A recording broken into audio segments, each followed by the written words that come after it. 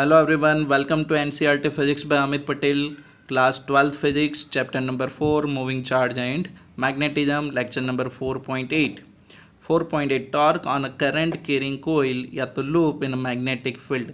जब हम एक करंट कैरिंग कोयल को या तो लूप को मैग्नेटिक फील्ड के अंदर रखेंगे तो उनके ऊपर जो टॉर्क एग्जर्ट होगा वो हमें स्टडी करना है। आपको पता है टॉर्क की वजह से वहाँ पे क्या होगा, उनका रोटेशन भी होगा। ठीक है, चलो तो आप पूरा वीडियो देखो, आपको 110% समझ में आ जाएगा। तो देखो यहाँ पे आपको torque on current carrying coil या तो लूप इन मैग्नेटिक फील्ड, तो उनका यहाँ पे ना राइट अप एक्सप्लेन करके दिया है। ठीक है, मैं अभी डायग्राम के अंदर डायरेक्ट आपको एक्सप्लेन कर देता हूँ। ठीक है, चलो तो यहाँ पे देखो ये अपनी लूप है, करंट कैरिंग लूप है, ए लूप ABCD। ठीक है, और लूप के अंदर यहाँ से करंट ऐसे एंटर कर रहा है, ये करंट की डायरेक्शन है। अब देखो यहाँ पे कि यहाँ पे आपने जो मैग्नेटिक फील्ड दिया लूप को, वो कौन सी डायरेक्शन में, तो ये वाली डायरेक्शन में आपकी मैग्नेटिक फील्ड है, नॉर्थ टू साउथ डायरेक्शन में। ठीक है, तो ये नॉर्थ टू साउथ डायरेक्शन में आपका मैग्नेटिक फील्ड है।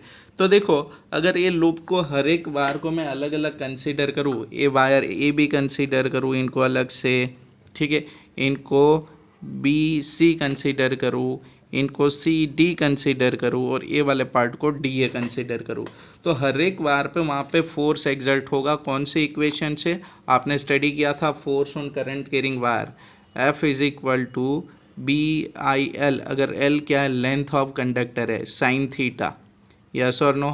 तो थीटा वहाँ पे क्या था, angle between length vector and magnetic field, और लेंथ वेक्टर कौन सा कंसिडर करना था, in the direction of current. तो देखो यहाँ पे इनके ऊपर फोर्स एग्जर्ट होगा कि नहीं, चलो वन बाय वन चेक करते हैं। तो ये जो यहाँ पे आपका AB पोर्शन होगा ये, तो इनके ऊपर इनके अंदर ये वाले डायरेक्शन में करंट फ्लो कर रहा है, ये वाले डायरेक्शन में मैग्नेटिक फील्ड है। तो मैं सिंपल बोलूँ कि करंट की डायरेक्शन ए, मैग्नेटिक फील्ड की डायरेक्शन ए। तो यहाँ पे आपकी जो लेंथ है, ठीक है, मैग्नेटिक फील्ड के साथ थीटा कितना बनेगी, 90 डिग्री। तो उनके ऊपर फोर्स कितना होगा, इनकी लेंथ अगर मैं B के बराबर कंसिडर करूँ, ये किसके बराबर है, ये B के बराबर। ठीक है, ये देखो ये किसके बराबर है, B के बराबर। क्लियर, तो BIBB साइन थीटा होगा कि नहीं, यस और नो, हाँ कि ना। चलो थीटा कितना होगा, 90 डिग्री, तो साइन 90 कितना होगा, IBB। तो ये आपको क्या मिल गया, फोर्स ऑन AB वायर के ऊपर। क्लियर, आर्म इनका जो AB बनेगा उसके ऊपर फोर्स मिला। चलो अब ये जो फोर्स की डायरेक्शन होगी ना, वो डाउनवर्ड डायरेक्शन में होगी। अब आप बोलोगे कि सर डाउनवर्ड डायरेक्शन कहाँ से, तो देखो लेफ्ट हैंड रूल, ये जो मेरे फर्स्ट फिंगर है उनको सेट करना है मुझे मैग्नेटिक फील्ड की डायरेक्शन में। ठीक है, इनको मैं सेट करूँगा करंट की डायरेक्शन में। तो देखो ये मैग्नेटिक फील्ड की डायरेक्शन, करंट की डायरेक्शन A to B, मतलब ऐसे होगी कि नहीं करंट की डायरेक्शन। तो ये देखो थंब कहाँ पे, डाउनवर्ड डायरेक्शन में, तो फोर्स कहाँ पे एक्ट होगा, डाउनवर्ड डायरेक्शन में। फिर देखो यहाँ पे ये पोर्शन BC की मैं बात करूँ, आर्म BC की बात करूँ, तो एक तो ये मैग्नेटिक फील्ड की डायरेक्शन में थीटा वहाँ पे 0 डिग्री बनेगा, तो साइन 0 0, तो उनके ऊपर फोर्स 0 होगी। वैसे भी ये जो दो पॉइंट होते हैं ना, उनको पिवट करके रखते हैं एक्सिस के ऊपर। ठीक है, तो ये AD और ये BC के ऊपर कोई फोर्स एग्जर्ट होगा नहीं। फिर बात करते हैं आर्म CD की, तो ये आर्म CD के ऊपर देखो, ये यहाँ पे आर्म CD के ऊपर फोर्स कितना एग्जर्ट होगा। तो देखो करंट ए वाली डायरेक्शन में, C to D की डायरेक्शन में, मैग्नेटिक फील्ड वही है। तो अगर मैं यहाँ पे लेफ्ट हैंड रूल अप्लाई करूँ ना, तो फिर से यहाँ पे आप देखो ए मैग्नेटिक फील्ड की डायरेक्शन, ए करंट की डायरेक्शन। तो ये जो थंब होगा, ये देखो ये थोड़ा ऊपर कर रहा हूँ मैं, तो थंब जो आपको होगा वो आपका कौन से डायरेक्शन में होगा, अपवर्ड डायरेक्शन में। मतलब इसके ऊपर जो फोर्स एग्जर्ट हो रही है वो कौन से डायरेक्शन में एक्ट होगी, अपवर्ड डायरेक्शन में। तो मानो कि ये फोर्स F2 बोलूँ, तो उनका मैग्नीट्यूड भी क्या होगा, सेम एज द F1। तो उनका मैग्नीट्यूड क्या होगा, IBB, थीटा 90 डिग्री वहाँ पे भी होगा। क्लियर, चलो ये जो पोर्शन है इसको आपको B के बराबर कंसिडर करना है। तो इनका एरिया A इंटू A के बराबर, सॉरी B तो यहाँ पे बोला है ना, A to B, A, तो A इंटू B इनका एरिया होगा। क्लियर, अब देखो एक फोर्स डाउनवर्ड डायरेक्शन में एग्जर्ट हो रही है, एक फोर्स अपवर्ड डायरेक्शन में एग्जर्ट हो रही है, और दोनों के बीच में परपेंडिकुलर डिस्टेंस किसके बराबर है, A के बराबर, दोनों के बीच का। ठीक है। और अगर मैं एक्सिस ऑफ रोटेशन से परपेंडिकुलर डिस्टेंस यहाँ पे कंसीडर करूँ तो एक्सिस ऑफ रोटेशन से इनका जो परपेंडिकुलर डिस्टेंस होगा वो कितना होगा, दोनों साइड a/2 के बराबर, यस और नो, क्लियर। तो मैं बोल सकता हूँ कि equal and opposite forces exert हो रहे हैं यहाँ पे, तो मतलब कि इनके ऊपर टॉर्क एक्सर्ट हो रहा है और ये जो लूप होगी वो आपकी रोटेट करेगी। देखो यहाँ पे ए वाले आर्म के ऊपर डाउनवर्ड डायरेक्शन में और यहाँ पे अपवर्ड डायरेक्शन में, मतलब ऐसे रोटेशन इनका होता रहेगा, ठीक है, क्लियर, यस और नो। ऐसे ये रोटेट करती रहेगी। ये प्रिंसिपल कहाँ पे यूज़ होता है, मोटर के अंदर यूज़ होगा आपका। चलो तो यहाँ पे देखो, यहाँ पे ये मैंने F1 की डायरेक्शन बता दी डाउनवर्ड डायरेक्शन में, और यहाँ पे कौन है F2 कौन से डायरेक्शन में, अपवर्ड डायरेक्शन में, क्लियर। चलो तो टॉर्क कितना एग्जर्ट होगा, अगर ये मेरा देखो यहाँ पे आपकी एक्सिस बनेगी एक्सिस ऑफ रोटेशन, तो यहाँ से परपेंडिकुलर डिस्टेंस कितना a/2, यहाँ से इनका कितना a/2, फोर्स F2 और एक कौन है F1। अब देखो टॉर्क क्या होगा, फोर्स इनटू परपेंडिकुलर डिस्टेंस। तो फर्स्ट के लिए देखो तो ये force F1, axis of rotation से उनका परपेंडिकुलर डिस्टेंस कितना a/2। फिर सेकंड के लिए तो देखो F2, a force into perpendicular distance a/2, yes और नो। आप डायरेक्ट भी कर सकते हो ऐसे, क्या कि दोनों फोर्सेस के बीच में परपेंडिकुलर डिस्टेंस कितना है a, तो किसी एक का मैग्नीट्यूड, ठीक है, देखो इक्वलेंट अपोजिट है ना, तभी ये आप अप्लाई करोगे, तो F1 इंटू a करोगे तो भी आपका आंसर सही रहेगा, ठीक है। चलो तो F2 a/2, F1 की वैल्यू मैंने प्लेस्ड की, F1 की जगह पे IBB, देखो आपने ऊपर लिखा था a/2, IBB इंटू a/2, ठीक है। तो 2 टाइम्स करोगे तो 2 कैंसिल, तो आंसर क्या मिलेगा आपको, IAB इंटू बी। ये जो A इंटू बी होगा वो आपका क्या बनेगा, ये लूप का एरिया बनेगा। अब देखो यहाँ पे सिंगल टर्न्स है, ठीक है, यहाँ पे सिंगल टर्न है, अगर n नंबर ऑफ टर्न्स होगी तो आप n से मल्टीप्लाइड कर सकते हो यहाँ पे। तो IAB into B is equal to A, देखो AB की जगह पे आपका क्या आ गया, लूप का एरिया, ठीक है, IAB, क्लियर। ये आपका टॉर्क एक्ट होगा, ये आपका टॉर्क एक्ट होगा। अब देखो दूसरी बात कि ये टॉर्क एक्ट कब हो रहा है, कि जब आपका ये लूप का प्लेन मैग्नेटिक फील्ड से पैरेलल है, ठीक है। ये देखो लूप की प्लेन मैग्नेटिक फील्ड से पैरेलल है। अगर ये मैं लूप को थोड़ा यहाँ पे ऐसे एंगल पे टर्न करूँ, यहाँ पे लूप को थोड़ा एंगल पे टर्न करूँ ऐसे, ठीक है, तो ये जो लूप का नॉर्मल होगा ना, ये लूप का जो एरिया नॉर्मल होगा ना, वो मैग्नेटिक फील्ड के साथ कोई सर्टेन एंगल बनाता है, ठीक है। तो यहाँ पे टॉर्क की वैल्यू भी वैसे ही चेंज होगी। तो मानो कि ये जो आपको मैं सिंपल बोलूँ, देखो यहाँ पे अगर यहाँ पे फोर्स इनका F1 डाउन डायरेक्शन में, ये समझो खाली, ठीक है, और यहाँ पे F2, आप मुझे बोलना कि क्या दोनों के बीच में परपेंडिकुलर डिस्टेंस चेंज होगा कि नहीं, ठीक है। देखो मैं आपको और ज़्यादा क्लियर करवाता हूँ, इनको यहाँ पे मैंने ऐसे जस्ट मार्किंग लिया। मानो कि अभी इनका रोटेशन हुआ थोड़ा एंगल पे, देखो इनकी लेंथ में चेंज नहीं कर रहा है, सेम लेंथ, लेकिन ऐसे बन जाएगी ना क्रॉस में, यस और नो, सेम लेंथ है, ये जितना है ना, मानो कि इनको P बोलो और इनको Q बोलो, तो ये P और एक कौन है Q है आपका, ठीक है, सेम है, इसके अंदर मैंने कोई चेंज नहीं किया, ठीक है। लेकिन देखो फिर भी ये F1 और ये क्या होगा आपका F2, ठीक है। तो दोनों के बीच में जो परपेंडिकुलर डिस्टेंस होगा ना, वो इतना ही होगा, चेंज हो गया क्योंकि आपने टर्न किया इसको, तो मतलब ये वाला डिस्टेंस और ये डिस्टेंस कम हुआ कि नहीं, ठीक है, तो वहाँ पे टॉर्क भी चेंज होगा। तो यहाँ पे मानो कि ये लूप आपकी रोटेट करे, मानो कि ये लूप आपकी ऐसे रोटेट कर दे, ठीक है, और इनका मानो कि एरिया नॉर्मल में डाउन डायरेक्शन में कंसीडर करो ऐसे, ठीक है। जो मैग्नेटिक फील्ड के साथ, मानो कि वो मैग्नेटिक फील्ड के साथ कौन सा एंगल बना है यहाँ पे देखो, तो मानो कि वो मैग्नेटिक फील्ड के साथ कौन सा एंगल बना है, थीटा एंगल, यस और नो। ये थीटा एंगल वहाँ पे बना है, आपका एरिया नॉर्मल बोलो, क्लियर, या तो मैग्नेटिक डायपोल मोमेंट, वो मैं आपको बाद में एक्सप्लेन करूँगा। तो यहाँ पे देखो अगर ये थीटा एंगल बनाएगा तो ये देखो ये पूरा π/2 होगा कि नहीं, देखो मैं अलग से पेज के अंदर बना के आपको दिखाता हूँ। तो यहाँ पे देखो ये आपका जो BC आर्म है ना, उसको यहाँ पे टर्न करके आपको ऐसे दिखा है, खाली एक ही आर्म के लिए, लेकिन ये पूरे लूप के लिए हम कंसिडर कर सकते हैं, ठीक है। तो मानो कि ये इनकी एरिया नॉर्मल होगी, ठीक है, और ये आपका लूप का ऐसे, ठीक है, यहाँ पे ऐसे टर्न करके रखा है, तो वो मैग्नेटिक फील्ड के साथ थीटा एंगल बना रहा है। अब देखो ये जो एंगल होगा वो 90 डिग्री होगा कि नहीं, ये पूरा एंगल, यस और नो, ये पूरा एंगल आपका 90 डिग्री होगा। तो मैं इसको π/2 माइनस थीटा बोल सकता हूँ कि अगर यहाँ से नॉर्मल ड्रॉ करूँ, ठीक है, क्लियर मैग्नेटिक फील्ड एक्सिस के ऊपर, ठीक है, तो ये 90 डिग्री, तो ये एंगल कितना बनेगा, थीटा बनेगा।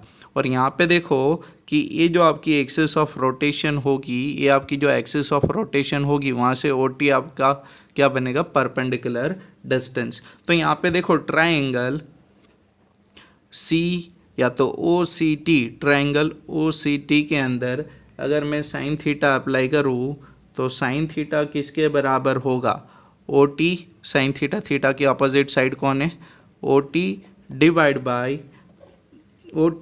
डिवाइड बाय क्या होगा, OC, ये डिस्टेंस।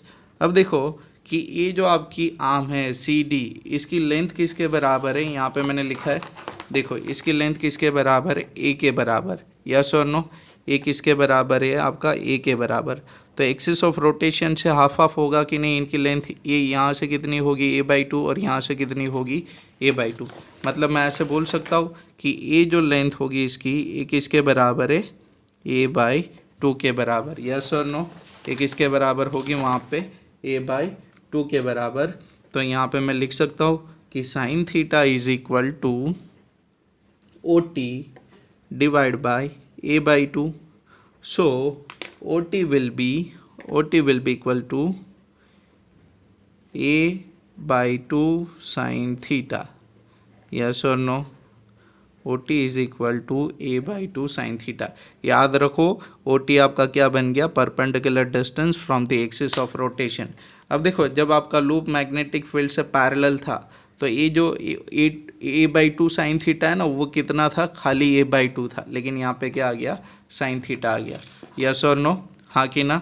लेकिन ये कब, जब आपका लूप आपने एंगल पे टर्न किया, वो वाली बात है, ठीक है। तो मुझे परपेंडिकुलर डिस्टेंस मिल गया, दोनों फोर्स का मैग्नीट्यूड सेम रहेगा, दोनों फोर्स की मैग्नीट्यूड सेम रहेगी। अब देखो यहाँ से ए भी कितना होगा, OT डैश भी कितना होगा, A/2 साइन थीटा, यस और नो, क्लियर। ये डिस्टेंस भी कितना होगा, A/2 साइन थीटा। तो ये दोनों डिस्टेंस आपकी A/2 साइन थीटा के बराबर रहेगी, ये दोनों। और ये दोनों कौन से डिस्टेंस है, परपेंडिकुलर डिस्टेंस, क्लियर। चलो तो टॉर्क का फॉर्मूला फिर से बनेगा, दोनों का मैग्नीट्यूड सेम रहेगा, तो टॉर्क की फार्मूला ऐसे मैं बोल सकता हूँ, देखो F1 ए फोर्स, ठीक है, और ये परपेंडिकुलर डिस्टेंस, तो ये force F1 A/2 sine theta, force F1 into perpendicular distance A/2 sine theta. फिर सेकेंड फोर्स के लिए देखो, ये आपका F2 फोर्स और ये इनका perpendicular distance A/2 sine theta. तो आपको क्या मिलेगा, फोर्स का magnitude IBB A sine theta divide by 2, same यहाँ पे IBB A sine theta divide by 2, yes और नो, हाफ हाफ क्या बन जाएगा, फुल। तो IAB साइन थीटा। अब देखो ये जो A इंटू बी होगा that will be your area, ठीक है, एरिया ऑफ लूप, यस और नो। तो AB is equal to AB sine theta, yes और नो। अब देखो यहाँ पे आपको पता है ना, आपने क्लास 11th के अंदर क्रॉस प्रोडक्ट किया था स्टडी। मानो कि दो वेक्टर में कंसिडर करो A एंड B वेक्टर, तो इनको आप AB साइन थीटा लिखते हो। तो यहाँ पे मानो कि उल्टा बोलो, AB साइन थीटा की जगह पे मैं क्या ऐसे लिख सकता हूँ, A क्रॉस B। हाँ, यहाँ पे A कौन होगी, आपकी एरिया वेक्टर होगी, और A जो B होगा वो आपका क्या होगा, मैग्नेटिक फील्ड होगा। तो उन दोनों के बीच का एंगल क्या होगा, थीटा। तो AB साइन थीटा की जगह पे मैं क्या लिख सकता हूँ, A क्रॉस B, यस और नो, क्लियर, हाँ कि ना। आई होप सबको समझ में आ रहा है, ठीक है। चलो फिर ये जो टॉर्क का इक्वेशन है, टॉर्क टाउ, तो आपने पहले भी डिराइव किया था टॉर्क टाउ का इक्वेशन, MB साइन थीटा, मतलब टॉर्क टाउ क्या था, M क्रॉस B, यस और नो, हाँ कि ना। तो वहाँ पे अगर ये दोनों इक्वेशन को मैं कंपेयर करूँ तो ये देखो, ए मैग्नेटिक डाइपोल मोमेंट और ये जो I इंटू A वेक्टर है वो दोनों सिमिलर है। देखो ये B तो है ना यहाँ पे, यस और नो, तो मैं बोल सकता हूँ कि magnetic dipole moment is equal to I into A vector, yes और नो। तो आपकी ये जो मैग्नेटिक डाइपोल मोमेंट होगी वो आई इंटू ए वेक्टर होगी। और अब देखो कि यहाँ से मैं क्या बोल सकता हूँ कि एरिया वेक्टर की जो डायरेक्शन होगी, एरिया वेक्टर की जो डायरेक्शन होगी वही डायरेक्शन किसकी होगी, मैग्नेटिक डाइपोल मोमेंट की। तो आपको समझ में आ जाएगा कि यहाँ पे मैंने एम वेक्टर क्यों लिखा था, ठीक है, जिसको मैंने बाद में ए वेक्टर कर दिया, आपको समझ में आया इजीली इसीलिए, ठीक है। देखो यहाँ पे भी एम वेक्टर लिखा है कि नहीं, यहाँ पे देखो एम वेक्टर है कि नहीं, ये यस और नो, क्लियर। तो आपकी एरिया वेक्टर और मैग्नेटिक डाइपोल मोमेंट की डायरेक्शन क्या होगी, सेम रहेगी, यस और नो, क्लियर। और ये देखो कि आपकी ये जो यहाँ पे लिखा है ना, ये पैराग्राफ एक लिखा है, आप रीड कर लेना, ठीक है। तो जैसे ही एंगल चेंज होगा तो वैसे टॉर्क की वैल्यू भी चेंज होगी, क्लियर, साइन थीटा पर डिपेंड करती है। अब देखो कि मानो कि सर बोलो कि सर ये टॉर्क का आपने जो रिलेशन डिराइव किया that was for the singleton, लेकिन एक्चुअल में जो आपकी मोटर के अंदर जो लूप होती है उनके अंदर तो काफ़ी सारी नंबर ऑफ टर्न्स होती है, ठीक है, क्लियर, लूप के अंदर। तो मानो कि इसके अंदर n नंबर ऑफ टर्न में कंसीडर करूँ, अगर इसके अंदर मैं n number of turn consider करूँ तो मेरी इक्वेशन ऐसे बनेगी कि नहीं। देखो पहले इतना ही था, आई ए क्रॉस बी था, लेकिन यहाँ पे अगर n करूँ तो ये क्या होगा, नंबर ऑफ टर्न्स, ये आपका क्या होगा, नंबर ऑफ टर्न्स, यस और नो, क्लियर। चलो तो ये देखो फिर ये जो पूरा टर्म्स है ना वो आपकी मैग्नेटिक डाइपोल मोमेंट बन जाएगी। तो मैग्नेटिक डाइपोल मोमेंट क्या बनेगी, एन आई ए, यस और नो। तो उनको हम लिखेंगे M cross B vector, M vector cross B vector. ये मैग्नेटिक डाइपोल मोमेंट के बारे में हम काफ़ी डिटेल में स्टडी करेंगे नेक्स्ट यूनिट के अंदर, 5th यूनिट के अंदर। तो अभी तक आई होप सबको क्लियर है कि आपकी ये जो टॉर्क एक्सर्ट होगी लूप के ऊपर, तो उसी की वजह से ये लूप का रोटेशन होगा, ठीक है। तो यहाँ पे देखो एक्चुअल में क्या होता है कि इनको आप करंट देते हो, मतलब इलेक्ट्रिकल एनर्जी आप सप्लाई करते हो और ये रोटेट करेगी, ठीक है, ये आपकी रोटेट करेगी, तो वहाँ पे मैकेनिकल एनर्जी के अंदर ये कन्वर्जन कर रही है। तो ये जो प्रिंसिपल है ना वो फैन की जो मोटर है तो ऐसी मोटर के अंदर यूज होता है, मतलब electrical energy to mechanical energy conversion होने के लिए। हाँ, जनरेटर से एकदम उल्टा प्रिंसिपल है।